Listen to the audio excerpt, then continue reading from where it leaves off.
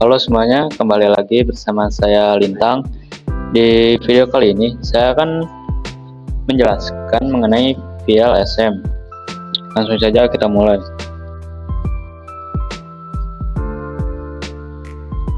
Apa itu VLSM? Yang pertama ada definisi. VLSM atau Variable Length Subnet Mask adalah teknik subnetting yang memungkinkan pembagian jaringan menjadi subnet dengan ukuran yang bervariasi sesuai kebutuhan nyata. Lalu ada tujuan utama. Yang pertama, memaksimalkan penggunaan alamat IP yang tersedia. Lalu yang kedua, menghindari pemborosan blok IP yang tidak terpakai. Lalu yang ketiga, menyesuaikan ukuran subnet dengan jumlah host yang berbeda-beda di setiap segmen. Selanjutnya, mengapa VLSM penting? Yang pertama, efisiensi alokasi IP. Mengurangi sisa ruang IP yang tidak terpakai dengan mengalokasikan blok tempat sesuai kebutuhan setiap segmen. Yang kedua, fleksibilitas tinggi. Mampu mengakomodasi segmen dengan jumlah perangkat yang sangat berbeda, mulai dari ratusan host hingga koneksi point-to-point. Lalu yang ketiga, mengoptimalisasi jaringan, membantu merancang topologi yang lebih terstruktur, mudah dikembangkan, dan siap mendukung pertumbuhan. Di sini ada perbedaan mengenai FLSM dan VLSM. FLSM atau subnetting statis sederhana, semua subnet sama ukurannya, boros alamat IP, cocok untuk jaringan seragam. Sedangkan VLSM subnetting dinamis adalah subnetting dinamis, fleksibel, ukuran subnet berbeda-beda, hemat alamat IP, cocok untuk jaringan beragam. Kapan menggunakan VLSM? Gunakan VLSM ketika jaringan Anda memiliki segmen dengan kebutuhan host yang sangat berbeda. FLSM cukup untuk jaringan kecil yang seragam, tetapi VLSM adalah pilihan tepat untuk lingkungan perusahaan yang kompleks. Catatan, VLSM membutuhkan router yang mendukung protokol routing classless seperti OSPF atau EIGRP. Di sini ada konsep perhitungan VLSM. Ada 3 langkah-langkah utamanya. Yang pertama, urutkan host. Yang kedua, tentukan max. Yang ketiga, alokasikan IP. Kunci utama VLSM adalah selalu mendahulukan subnet dengan kebutuhan host terbesar. Ini memastikan tidak ada tumpang tindih alamat dan ruang IP digunakan secara optimal dari awal. Berikut ada skenario contoh perhitungan VLSM. Sebuah perusahaan menggunakan blok IP 192.168.1.0/24 dengan kebutuhan sebagai berikut. Diurutkan dari terbesar hingga terkecil. Yang pertama, departemen IT yang memiliki 50 host. Yang kedua, departemen server yang memiliki 25 host. Yang ketiga, departemen keuangan yang memiliki 12 host. Lalu yang keempat, router ke router yang hanya mempunyai 2 host. Kemudian di sini ada perhitungan subnet mask dan network ID. Pertama-tama kita mulai dari konsep dasarnya. Setiap subnet harus punya cukup alamat IP untuk menampung jumlah host. Karena itu kita pakai rumus 2 × n harus lebih besar atau sama dengan jumlah host ditambah 2. Tambahan 2 ini untuk network ID dan broadcast. Sekarang kita lihat satu persatu. Untuk departemen IT kebutuhannya 50 host. Kita tambah 2 jadi 52. Nilai 2 pangkat yang paling mendekati adalah 64, yaitu 2 × 6. Artinya kita butuh 6 bit untuk host, sehingga prefiksnya adalah /26.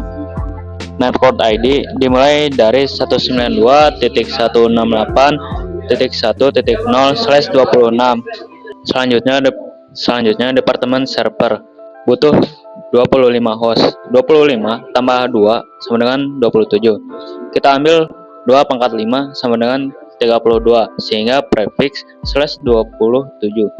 Karena subnet sebelumnya berhenti di 63, maka subnet berikutnya mulai dari 192.168.1.64/27. Kemudian Departemen Keuangan butuh 12 host. 12 tambah 2 sama dengan 14. Kita gunakan 2 pangkat 4 sama dengan 16, sehingga prefiks adalah /28. Subnet ini dimulai dari 192.168.96/27. Terakhir koneksi router ke router hanya butuh 2 host. 2 tambah 2 sama dengan 4, jadi pakai 2 pangkat 2 sama dengan 4. Prefiks /30. Subnetnya dimulai dari 192.168.1.112/30. Di sini ada host valid dan broadcast address. Departemen IP/26 memiliki network ID 192.168.1.0. Host validnya 192.168.1.1 sampai 192.168.1.62. Untuk broadcast 192.168.1.63. Sedangkan untuk departemen server memiliki dengan /27 memiliki network ID 192.168.1.64. Host valid 192.168.1.65 sampai 192.168.1.94. Broadcast 192.168.1.95.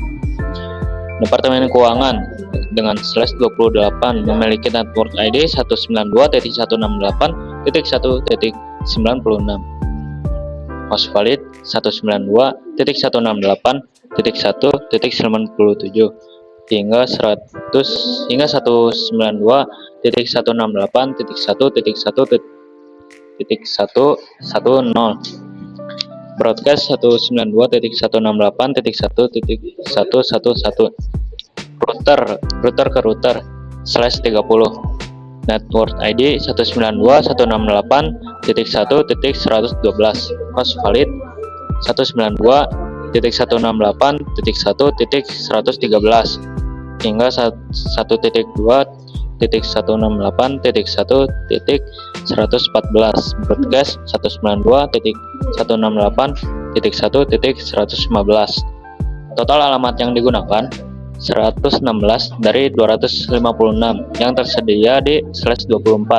Sisa 140 alamat yaitu 192.168.1.116 hingga 1.2.168.1.2225 dapat digunakan untuk ekspansi jaringan di masa depan. Di sini ada topologi jaringan VLSM.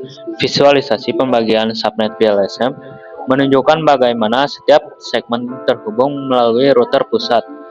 Dengan masing-masing subnet memiliki network ID, rentang host valid, dan broadcast address yang tidak tumpah tindih. IT 0/26 62 host tersedia. Server 64/27 30 host tersedia. Keuangan 96/28 14 host tersedia. Router 112/30 2 host tersedia. Kesimpulannya, VLSM untuk jaringan yang cerdas, efisiensi nyata. VLSM adalah kunci manajemen alamat IP yang efisien dan dapat mengalokasikan dengan tepat sesuai kebutuhan tanpa pemborosan. Kuasai metodologinya. Prioritaskan subnet terbesar terlebih dahulu. Terapkan rumus 2/n sama dengan atau lebih dari host ditambah 2 dan alokasikan blok secara berurutan. Siap untuk masa depan. Penerapan VLSM yang benar menghasilkan jaringan yang terstruktur, skalabel, dan siap mendukung pertumbuhan organisasi. Segitu saja untuk video kali ini. Di video selanjutnya, saya akan menjelaskan konsep blok subnet dan konsep subnet mask. Sekian dari saya. Terima kasih.